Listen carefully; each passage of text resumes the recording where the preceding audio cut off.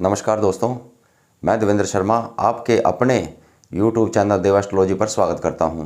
दोस्तों, आज मैं उपस्थित हुआ हूं एक नया टॉपिक लेकर के, जो कि आजकल के यूथ के माइंड में हमेशा एक बात रहती है ज़्यादातर कि भाई हमारी लव मैरिज होगी या अरेंज मैरिज होगी। तो आओ अपनी कुंडली में मैं आज आपको बताऊंगा कि कैसे अपनी कुंडली से प्रेम विवाह के योग को देखें, और प्रेम विवाह का योग यदि है तो उसके बाद वह योग जातीय प्रेम विवाह का है या अंतर्जातीय प्रेम विवाह का है। तो आओ दोस्तों शुरू करते हैं।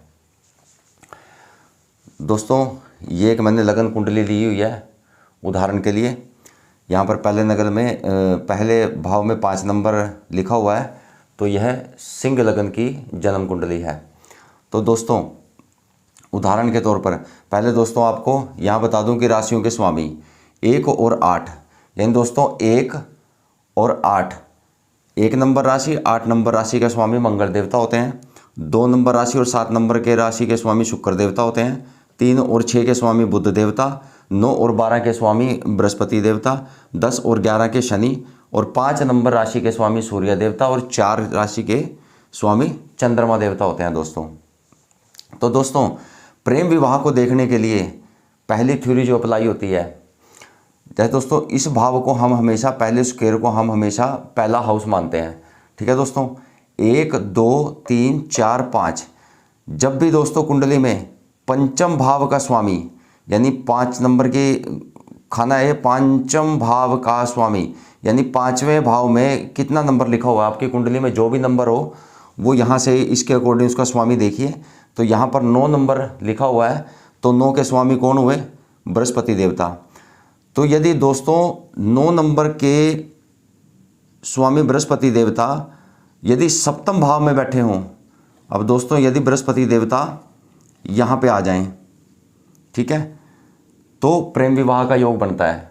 और यदि सप्तम के स्वामी, यानी सप्तम में कितने नंबर लिखा हुआ है? 11 नंबर, आपकी कुंडली में कुछ और भी हो सकता है। तो 11 नंबर के स्वामी कौन हुए? 11 नंबर के स्वामी हुए शनि देवता। तो दोस्तों यदि सप्तम भाव का स्वामी पंचम में आ जाए, यानी सप्तम भाव के स्वामी शनि देवता 5वें भाव में आ जाए, दोस्तों 5वें घर में आ जाए, तो ऐसे जातकों के बड़े प्रबल योग होते हैं प्रेम विवाह होने के। तो ऐसे जातकों का प्रेम विवाह होता है दोस्तों। ठीक है दोस्तों, तो इसमें क्या थ्योरी हुई? पंचम का स्वामी यानी पंचमेश और सप्तम का स्वामी यानी सप्तमेश, दोनों का आपस में संबंध या दोनों का एक दूसरे के घरों में बैठ जाना, तो ये प्रेम विवाह का एक प्रबल योग बनाता है। ठीक है दोस्तों। तो दूसरी बात दोस्तों, यदि लगन में जातकों के यहाँ पर जैसे 5 नंबर लिखा हुआ है दोस्तों, ज़्यादातर यदि यहाँ पर 1 नंबर 2 नंबर 3 नंबर 4 नंबर 6 7 और 8, यदि दोस्तों इन राशियों का लगन हो तो उन व्यक्तियों के अंदर ज़्यादा प्रेम विवाह की इच्छा उत्पन्न होती है। वैसे तो सभी के मन में होती है, लेकिन उनकी ज़्यादा तीव्र इच्छा होती है प्रेम विवाह करने की। तो दोस्तों यह तो दूसरा रूल। यदि दोस्तों अब सप्तमेश का, अब है तीसरा रूल। यदि सप्तमेश यानी 7वें भाव के स्वामी, इसके स्वामी कौन थे? शनि देवता। यदि 7वें भाव के स्वामी का संबंध 11वें भाव के स्वामी से बने, 11वां भाव दोस्तों 1 2 3 4 5 6 7 8 9 10 11, यदि 11वें भाव के स्वामी से बने, यानी 11वें भाव का स्वामी कौन हो गया दोस्तों? 3 नंबर राशि लिखी हुई है, 3 के स्वामी कौन है? बुध देवता। यदि शनि देवता एकादश में जाकर के बैठ जाएं, या एकादश का स्वामी बुध देवता यहां पर आकर बैठ जाएं, या दोनों किसी भी भाव में बैठ जाएं, शनि बुध, तो दोस्तों ये भी एक प्रेम विवाह को दर्शाता है कि ऐसे जातक का भी प्रेम विवाह हो सकता है। ठीक है दोस्तों, यानी तीसरी थ्योरी क्या होगी दोस्तों? सप्तमेश का एकादश भाव के स्वामी के साथ संबंध, या एकादश भाव का सप्तमेश पर दृष्टि, या फिर दोनों का एक साथ किसी भी भाव में बैठ जाना, तो ऐसा भी, ये भी जातक के प्रेम विवाह के योग को प्रबल करता है। ठीक है दोस्तों। तो दोस्तों चौथी बात क्या होगी? चौथी थ्योरी ये कहती है कि यदि सप्तमेश का या पंचमेश का द्वादश भाव के साथ संबंध, जैसे एकादश भाव के साथ संबंध बताया दोस्तों मैंने, ऐसे यदि इनका द्वादश भाव के साथ संबंध बने, जैसे शनि देवता इस कुंडली में शनि देवता चंद्रमा देवता के साथ कहीं बैठे हो, या चंद्रमा देवता के ऊपर दृष्टि हो, या चंद्रमा और शनि दोनों किसी भी भाव में साथ में बैठे हो, तो ऐसे जातकों का भी प्रेम विवाह का योग बड़ा प्रबल बनता है दोस्तों। क्योंकि चंद्रमा यहाँ पर चौथे 12वें भाव का स्वामी चंद्रमा हो गया ना दोस्तों, तो चंद्रमा मन का कारक होता है। तो ऐसे बच्चे मन से पूरे प्रिपेयर होते हैं कि वो लव मैरिज ही करेंगे, चाहे दोस्तों बाद में वो नॉर्मल मैरिज बन जाए, लेकिन ज़्यादातर इसके योग प्रेम विवाह के योग बनते हैं। ठीक है दोस्तों। अब दोस्तों दूसरा विषय आता है हमारा जातीय और अंतर्जातीय। जातीय और अंतर्जातीय।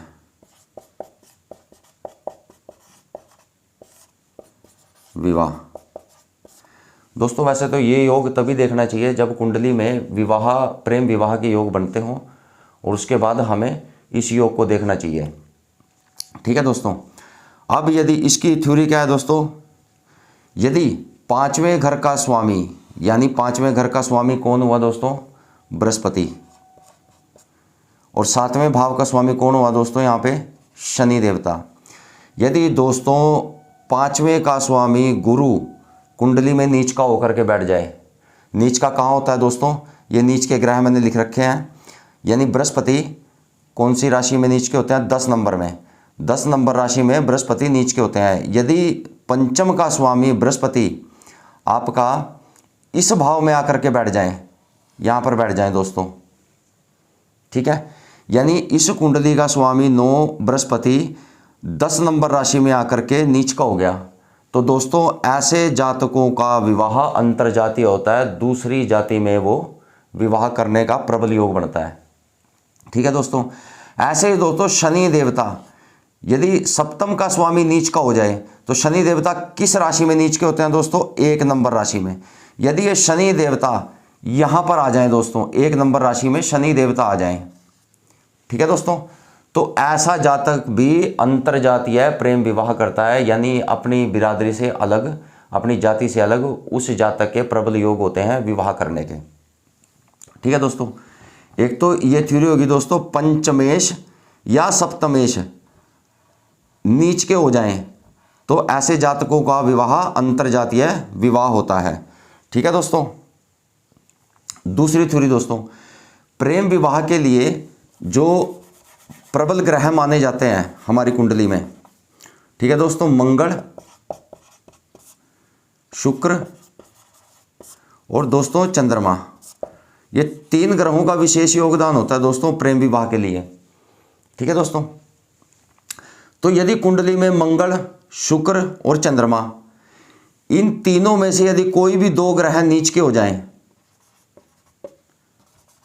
यदि दोस्तों मंगल देवता नीच के हों, यानी मंगल देवता दोस्तों, मंगल देवता 4 नंबर राशि में नीच के होते हैं, यदि मंगल देवता यहाँ पर विराजमान हो, ठीक है दोस्तों, और शुक्र देवता 6 नंबर में नीच के होते हैं, और शुक्र देवता यहाँ विराजमान हो, तो कम से कम 2 ग्रह यदि नीच की राशि में बैठ जाएं, और चंद्रमा देवता दोस्तों 8 नंबर में नीच के होते हैं।